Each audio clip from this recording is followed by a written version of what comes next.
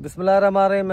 आबादगार साथियों, हिन वक्त असां उन प्लाट में मौजूद आहियूं जेको काल 101 मण थियो आहे।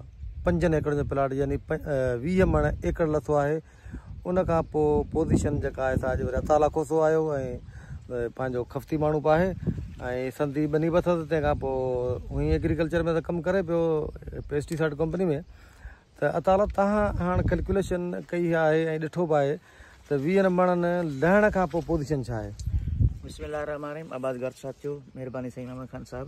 साईं जेको असां कैलकुलेट पाण कई आहे, सूंगड़ियूं ॻणियूं आहिनि ऐं मथे गोगड़ा ॻणिया आहिनि, त तक़रीबन कंहिं वोण में 18 सूंगड़ियूं ख़ाली आहिनि, कंहिं में 25 आहिनि। माना एवरेज 20 खां 22 सूंगड़ियूं ख़ाली थियूं आहिनि ऐं एवरेज 20 खां 22 गोगड़ा बि असांखे मिलनि पिया। त इहो असां कैलकुलेशन कया। तव्हां चयो जीअं 20 मण 8 किलो फी एकड़ लही वियो आहे, माना 20 मण।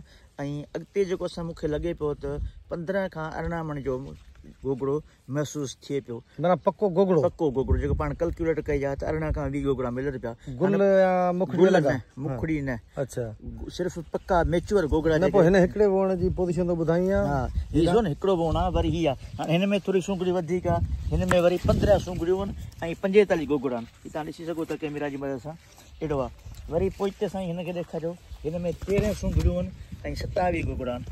वरी हीअ ॾिसो, हीअ तक़रीबन 50-50 आहे। जेतिरो गोगड़ो आहे ख़ाली आहिनि सूंगड़ियूं, ओतिरे गोगड़ा आहिनि। वरी अव्हां जी भर में इहो वोण आहे, इहो पी आहे। एवरेज जेको असां चवंदा 50% माल जो टेड़ो थी वियो आहे, जेका पिकिंग थी वई आहे। अञा 50% मैच्योर बॉल्स आहिनि, गोगड़ा आहिनि।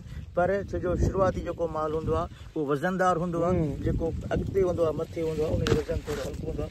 उन करे 20 मण लथा त 15 मण जो माल पाण काउंट करे सघूं था, 35 मण।